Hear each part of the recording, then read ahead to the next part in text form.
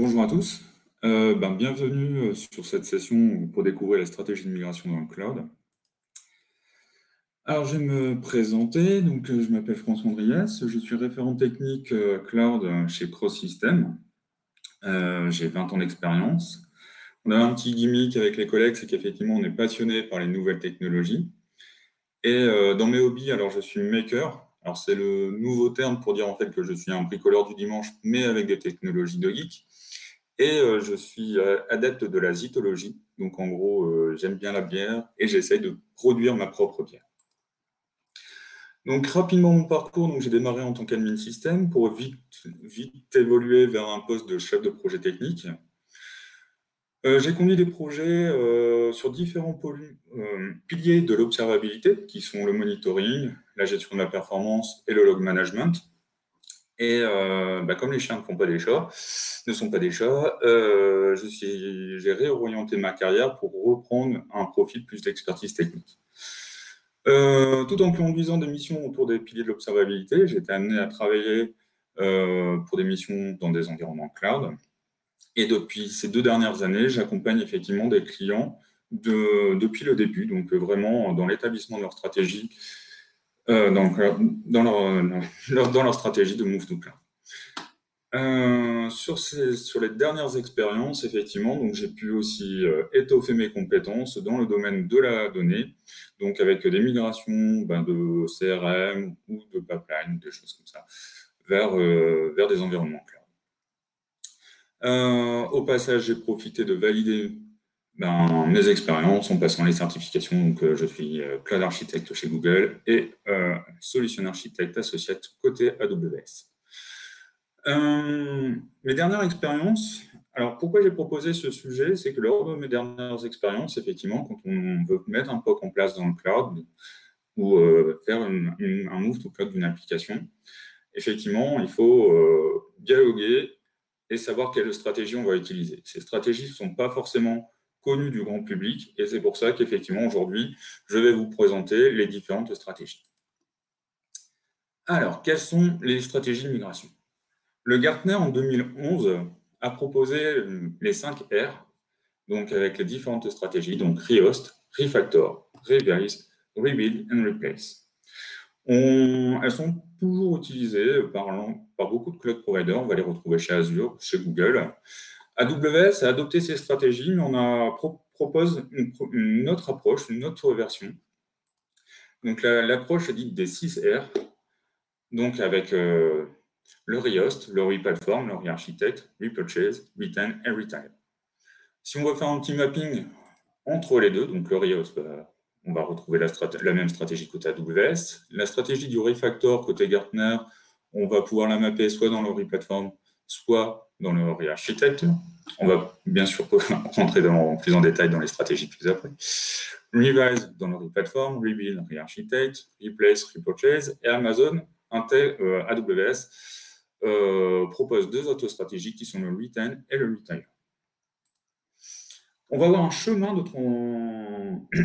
transition qui va démarrer effectivement par une évaluation de notre portfolio applicatif.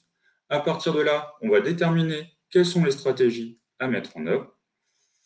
On va bien sûr exécuter ces stratégies. Alors, on va pas forcément avoir qu'une seule stratégie, on en aura peut-être plusieurs en fonction des groupes. On va grouper nos applications et on va voir quelles sont la stratégie la plus adaptée à nos applications. On va exécuter notre stratégie de migration. On va bien sûr passer par une phase de validation, de transition avec la mise en place de notre environnement, un environnement de calibre, de recettes, et après on va passer bien sûr en production.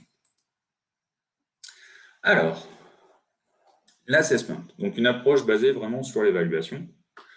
On va avoir plusieurs domaines à couvrir. Donc, ces domaines, qui sont-ils? Donc, on va avoir bien sûr le coût. On va évaluer le coût de nos applications à l'heure actuelle. Donc, voilà. Qu'est-ce qu'on va se poser comme question pendant l'assessment? Quel est mon total cost ownership, mon coût global de mon application? La sécurité, est-ce que c'est une application interne? Est-ce qu'elle est exposée au grand public? Est-ce que effectivement j'effectue des revues de sécurité sur mes privilèges, sur mes utilisateurs en interne? Conformité et régulation, donc est-ce que mon application contient des données à caractère personnel, à caractère bancaire, à caractère médical. Voilà, ça c'est des points qu'il va falloir effectivement prendre en compte. Généralement, l'ensemble des cloud providers proposent des solutions. C'est juste dans le chemin de mise en œuvre où il y aura effectivement des points d'attention à prendre en compte. Un point effectivement sur le métier. Actuellement, quand je veux faire une nouvelle mise en prod ou la release d'une nouvelle feature, combien de temps ça me prend? Est-ce que mon niveau de service est mesuré par rapport, pas par rapport à des points de vue techniques, mais par rapport à mes utilisateurs? Bien sûr, il va y avoir un domaine sur la technique. Donc, mes applications, en quel langage elles ont été codées, quels frameworks ont été utilisés, mon infrastructure sous-jacente, est-ce qu'elle me permet effectivement de faire évoluer rapidement mon architecture? Alors, effectivement, j'ai un pic à absorber. Est-ce que je suis en capacité de rajouter du compute? Alors, voilà, quel est mon délai pour ajouter du compute? Est-ce une heure, un jour, une semaine? Et le dernier point, effectivement, qu'on va venir aborder, c'est la gestion des contrats. Est-ce que j'ai du licensing sur mon application? Est-ce que je suis en contrat avec des entreprises tierces pour supporter mon application? Et si oui, jusque quand je suis engagé? Alors, les stratégies par email. Donc, on va commencer par le rehost, ou autrement dit le lift and shift, le lever déplacé. On va prendre un petit use case assez facile. Donc, on va partir d'une application basée sur du LAMP, donc Linux, Apache, MySQL, PHP. Alors, cette application, elle est composée de deux serveurs. Un serveur front, où on va avoir notre partie web, et un serveur de base de données, généralement du MySQL. L'idée, c'est qu'effectivement, on va arriver chez le cloud provider, on va mettre exactement la même architecture en place, la même infrastructure en place. Il y aura certainement une phase de setup à mettre en œuvre pour la partie réseau et la partie des droits et autorisations en amont. L'avantage de cette stratégie, c'est qu'elle, généralement, le coût d'une VM chez un cloud provider est moins élevé. On va pouvoir aussi procéder à une migration de masse de nos VM vers le cloud provider via des outils. Alors, pour donner un exemple, on a Cloud Endure Migration qui va vous permettre effectivement de packager effectivement l'ensemble de vos VM et de les migrer. Ou par exemple, là, chez AWS, ils ont AWS VM Import-Export. C'est aussi une stratégie qui est recommandée pour la mise en place d'un PRA. Généralement, on essaie de mettre un PRA ISO à ce qu'on a en production. L'idée, c'est qu'on n'a pas forcément un deuxième data center à disposition, donc on va mettre notre PRA. Ça va être une approche différente de notre stratégie de migration dans le cloud, mais on va commencer à mettre effectivement les briques de plan de reprise d'activité chez le cloud provider. Voilà, et aussi une approche qui est généralement préconisée pour la conservation de logiciels qui sont packagés et on n'a plus forcément les sources ou des choses comme ça. Donc, effectivement, on va reproduire l'existant chez le cloud provider. Les inconvénients de cette méthode, c'est qu'effectivement, on ne va pas adopter les nouvelles fonctionnalités que proposent les cloud providers. On va quasiment se contenter, entre guillemets, de faire de l'ASIS. On va avoir peu de vecteurs d'optimisation. Au bout de 30 jours, le cloud provider pourra vous faire une préco effectivement sur la taille de vos VM. Est-ce qu'il faut l'augmenter? Est-ce que vous pouvez faire une diminution de vos coûts en diminuant vos VM? Et on va conserver une charge d'administration qui reste élevée. Effectivement, là, on est en infrastructure as a service, donc la couche infrastructure et réseau va être gérée par le cloud provider, mais dessus, votre VM, vous allez être encore en responsabilité du patch management de votre système, mais aussi des composants qui composent votre application. Le replatform. Alors, on va repartir effectivement de notre même exemple. Mais là, effectivement, pareil que la stratégie de lift and shift, on va déplacer, on va commencer à regarder les services que propose le cloud provider et on va venir poser notre infrastructure. Donc là, dans cet exemple, on va effectivement s'occuper de la base de données. Donc là, dans notre exemple, c'est une base de données MySQL. Amazon, l'ensemble des cloud providers, proposent généralement en service managé des bases de données. Donc là, on va venir consommer la base de données managée par le cloud provider. L'avantage, c'est qu'on va peu ou pas avoir de gestion de code à faire, d'évolution de notre code à faire, puisqu'on va rester sur une stack technologique ISO. Après, effectivement, la partie qui va être managée par le cloud provider, ils vont prendre en charge le patch management de votre système, ils vont prendre en charge la scalabilité et fonction des options que vous aurez choisies, on pourra même avoir de la haute disponibilité. Pour aller un petit peu plus loin, on va dire qu'on va faire un peu évoluer notre code pour se dire, tiens, voilà, on va gérer, là où on avait un seul serveur, on va faire évoluer notre code pour que notre serveur web, on puisse le multiplier, utiliser la scalabilité horizontale, c'est-à-dire qu'on va venir mettre notre serveur peut-être sur une VM plus petite, mais au sein d'un auto-scaling group, donc d'un groupe de mise à l'échelle automatique. Et donc, lui, cet auto-scaling group, va pouvoir faire réagir et monter des nouvelles machines ou les descendre en fonction du nombre de demandes qu'il va recevoir. Là-dessus, la partie base de données, elle aussi, va être élastique. Donc là, on va commencer effectivement à avoir une infrastructure qui va être élastique et qui va nous permettre de pouvoir répondre au mieux aux demandes des utilisateurs. Et en cas, si on a, par exemple, notre activité descend, va descendre les ressources utilisées et donc ajuster nos coûts. Voilà. C'est vraiment un mix qui est relativement intéressant puisqu'on a peu d'évolution du code à faire. On va conserver notre existant et on va commencer à consommer des services cloud qui vont nous faire effectivement gagner du temps. On va pouvoir se focaliser sur notre métier et diminuer notre charge d'administration. Re-architecte.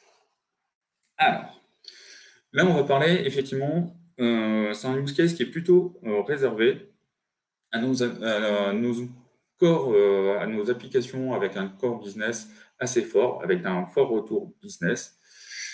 On va parler effectivement de notre monolithe qu'on conserve chacun dans notre data center. Donc notre monolithe, on va dire que c'est un joyeux plat de spaghetti entre l'interface utilisateur, notre couche de gestion de données, nos couches de business logique. Généralement, ça repose sur une architecture infrastructure qui est assez complexe à maintenir dans le temps.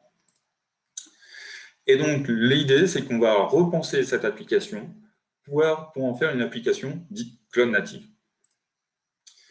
Alors, pour avoir une application dite cloud native, on va effectivement repenser totalement notre application. On va venir, on va orienter notre application vers une application vers des microservices, vers une application dite orientée vers le service. Donc là, on va venir découper notre application en petits services qui va être beaucoup plus maintenable dans le temps, où on va avoir une meilleure vélocité, où justement, si on a besoin d'ajouter une nouvelle fonctionnalité, on saura le faire de manière plus aisée que quand on doit l'intégrer dans notre ancien monolithe. Ces microservices, là, on va venir consommer des services du cloud provider qu'on appelle serverless, donc sans serveur. Là, on vient consommer quasiment que le service. Donc là, par exemple, je vous ai donné les services d'Amazon, donc on va avoir du lambda pour avoir un service de compute sur du batch, sur du scripting. On va avoir de l'API management en serverless, de la base de données en serverless, du Fargate, donc là c'est l'orchestration de containers que propose AWS, et par exemple des modules de cache. Alors effectivement, il faut bien comprendre que cette stratégie, elle est à réserver effectivement à vos applications avec un fort retour business, parce que l'effort de conversion de ce type d'application est relativement élevé en termes de coût, en termes de temps, en termes de profil aussi pour l'accompagnement. Voilà. On ne va pas faire ça sur l'ensemble de notre parc informatique. Repurchase, retire and retain. Donc, repurchase, c'est une migration de produit à produit. Généralement, par défaut d'offre, on prenait un produit du marché, une CRM, un produit de gestion de nos assets informatiques qu'on venait installer au sein de notre data center. On avait des coûts en termes de licensing, on avait des coûts hardware. on devait avoir des skills aussi pour administrer ces plateformes. Donc, l'idée, c'est de faire une migration de produit à produit. Donc, on vient récupérer nos données, on vient le setuper effectivement dans un produit qui rend le même service, mais qui est hébergé par un cloud provider. Et donc, on va venir donc consommer ce service sur une plateforme dite SaaS, Software as a Service. Alors, en exemple, on pourrait effectivement citer en CRM, on ferait la migration vers du Salesforce, ou pour revenir à notre outil d'ITSM, par exemple vers un service nom. Alors, Retimer. Lors de la phase d'assessment, on va s'apercevoir qu'on a des applications qui ne sont plus utilisées. Donc là, c'est très intéressant de les identifier. On estime à l'heure actuelle qu'entre 10% et 20% du portfolio applicatif n'est plus utilisé. Donc ça fait un gain économique immédiat en les arrêtant, un effort généralement assez faible pour pouvoir réaliser ce gain, et en plus, dans notre stratégie de migration, on va réduire notre nombre de use cases à traiter. Donc c'est vraiment un point qu'il va falloir sur lesquels il va falloir passer du temps et investiguer. Retain. Alors, Retain, oui, ça concerne les applications complexes, ou alors, on va se dire dans le premier assessment qu'on n'a pas forcément la maturité pour pouvoir les adresser. Donc, l'idée, ce n'est pas de pas les laisser tourner ad vitam aeternam, effectivement, au niveau de notre data center, mais d'attendre une ou deux itérations avant de pouvoir les adresser et d'adresser convenablement et confortablement leur migration vers le cloud.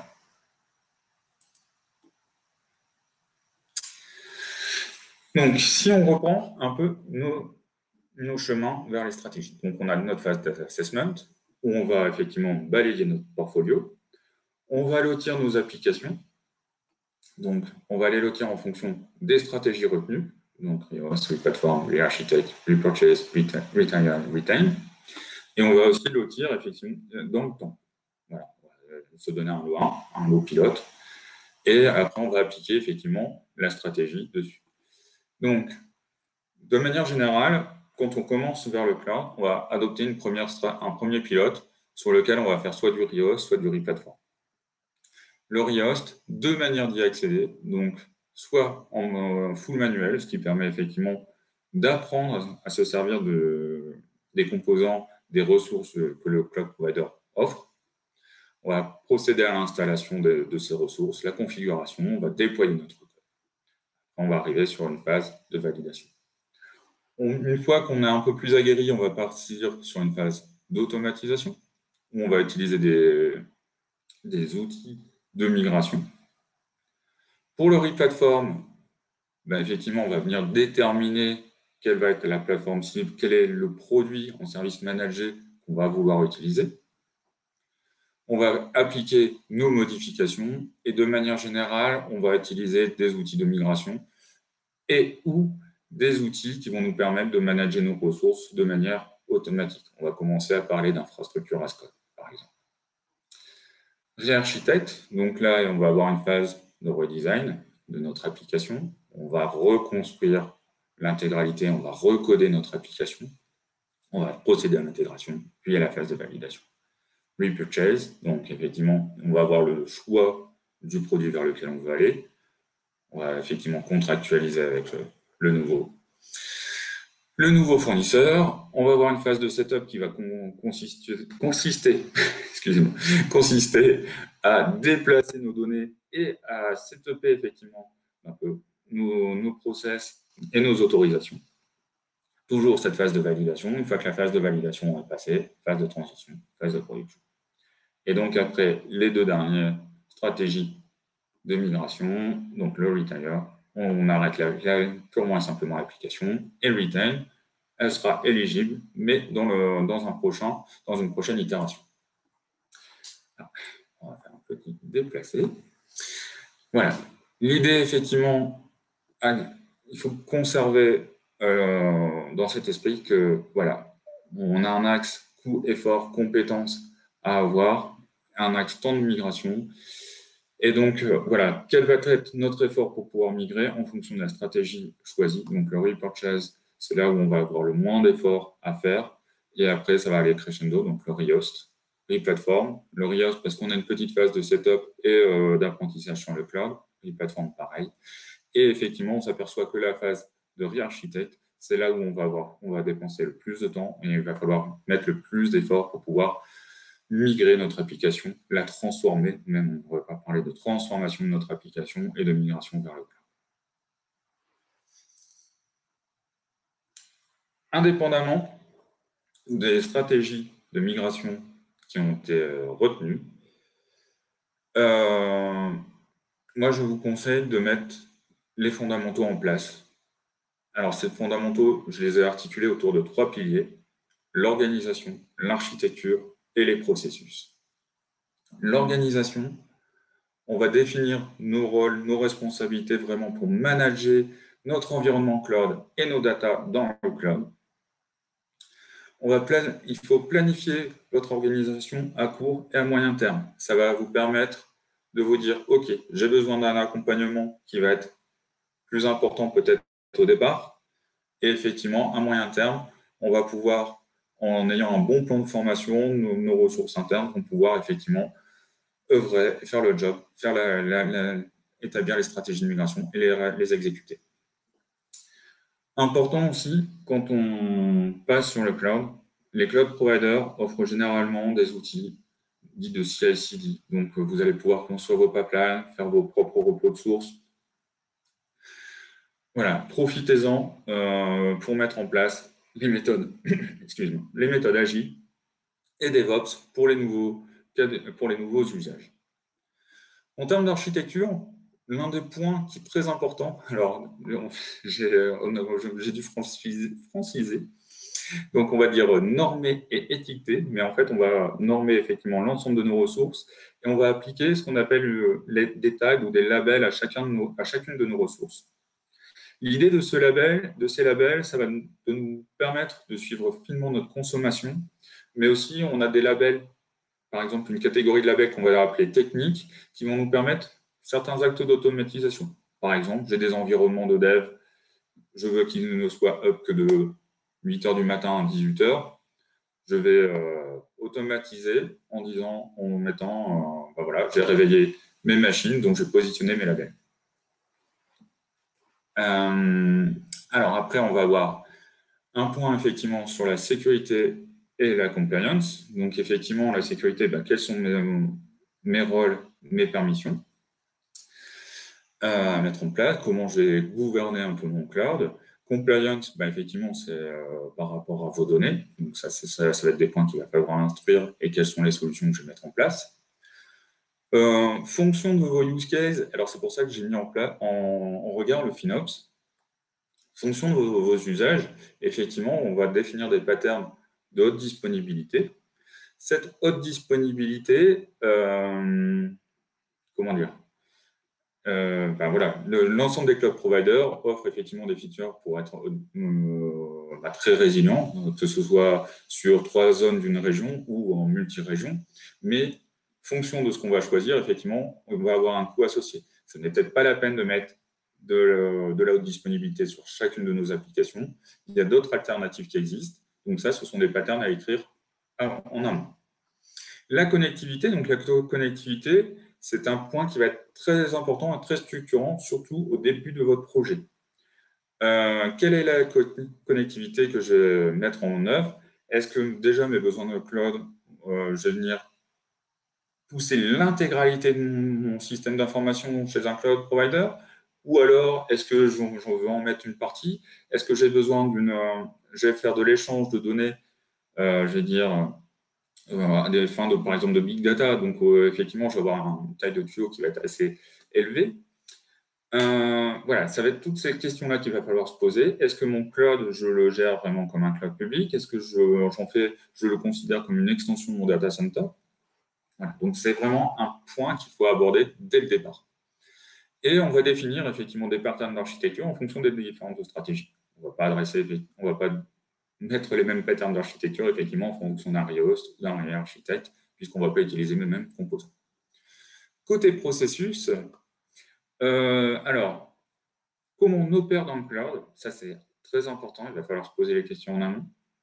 Alors, mes processus de build, effectivement, est-ce que je vais utiliser les pipelines DevOps, comment je vais gérer mes quals, et le run, comment je fais ma reprise sur incident, comment j'opère au quotidien mon environnement cloud. Alors, measure everything, ça c'est mon petit passif effectivement sur l'observabilité, mais pour avoir fait les cursus AWS et Google, c'est vraiment quelque chose qui est très important au niveau, quand vous passez dans le cloud, c'est vraiment de capitaliser vos métriques, de mettre vos propres dashboards en place, et pas forcément que des dashboards techniques sur le statut de votre application, mais on va parler aussi de mesurer le service acceptable pour les utilisateurs. Et ça, par exemple, ça va avoir un impact sur vos fréquences de release ou justement, enfin, oui, ça va principalement sur vos fréquences de release. Si mon niveau de service acceptable par les utilisateurs se dégrade, je vais peut-être stopper mon niveau de release pour éviter d'avoir que mes clients, mes utilisateurs, s'en aillent sur une autre plateforme. Donc, le processus de FinOps, donc vraiment de gestion des coûts, donc ça, c'est très, très, très important à mettre en œuvre dès le départ. L'adoption d'un cloud, on peut rapidement arriver à monter des ressources. Ces ressources, si elles ne sont pas maîtrisées et pas managées, c'est là où on va avoir des coûts qui vont exploser. Donc, c'est vraiment l'un des points fondamentaux à mettre en place quand on part enfin, quand on veut migrer, effectivement, c'est son système d'information dans le cloud. Le release management, forcément, et la data governance. Donc, généralement, on en profite. Voilà, pendant notre phase d'assessment, on a revu notre compliance, on a revu effectivement quelles étaient les données qui vont être migrées. Il faut en fait effectivement... je vais répondre aux questions après. Donc, je sais plus où j'en étais. Donc, la data governance, effectivement, profiter effectivement de la mise en œuvre du cloud pour effectivement se mettre en place, par exemple, son master data management ou des choses comme ça. Voilà, la mise en place de ces 3 piliers, donc ça va nous permettre effectivement une adoption du cloud réussie. Alors, donc pour moi, j'ai fini ma bref, donc j'ai 2 questions. Alors, les slides seront-ils disponibles? Je ne sais pas, je vais voir avec l'organisation du LEC. Je ne sais pas, je n'ai rien contre à les mettre à dispo. La stratégie présentée est très orientée à TI. Comment intégrerez-vous la gouvernance cloud dans la stratégie entreprise? Eh ouais.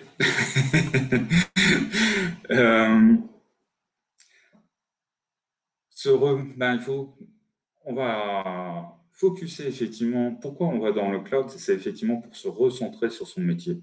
Donc effectivement, oui, je parle de l'IT parce que c'est mon corps de métier. Mais l'idée de partir dans le cloud, c'est vraiment de se recentrer sur ses métiers, de voir quels vont être mes apports d'un point de vue business. Donc là, si on a une stratégie à appliquer, c'est de focaliser dans un premier temps la stratégie cloud. Ça va vous permettre des économies au niveau de l'entreprise et effectivement d'exposer au mieux votre service métier et donc effectivement de capitaliser plus facilement autour de vos applications. Alors, qu'en est-il de la gestion et le coût des sauvegardes? Alors, le coût des sauvegardes, alors ça dépend du cloud provider, bien sûr. Vous allez avoir selon le composant technique utilisé, vous allez avoir des sauvegardes automatiques faites par le cloud provider, ou alors il va falloir effectivement mettre une politique de snapshot en place. Effectivement, vous avez des coûts généralement qui sont associés au volume de vos sauvegardes. Après, ces sauvegardes, on va pouvoir les mettre sur différentes plateformes, des stockages de différents types, avec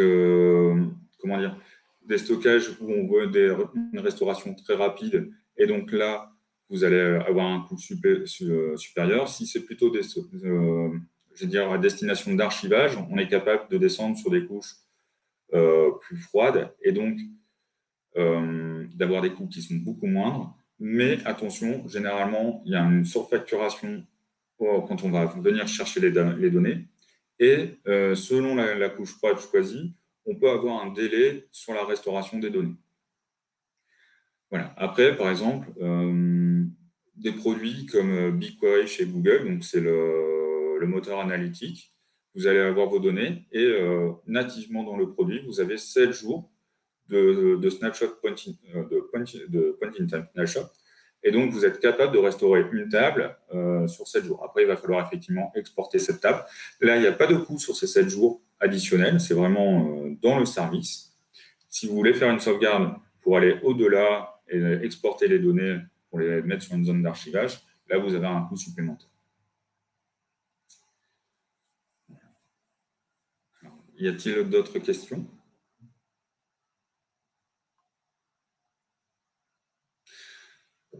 Eh ben, écoutez, je vous remercie. Alors, une nouvelle question.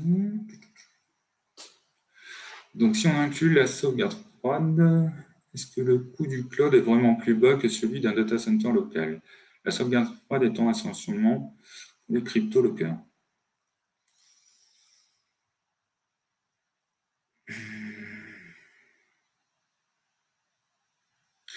Là, il faudrait quasiment faire une comparaison de point en point de crypto-locker. Alors là, si on peut me donner un petit peu plus d'informations, je ne sais pas ce que c'est qu'un crypto-locker.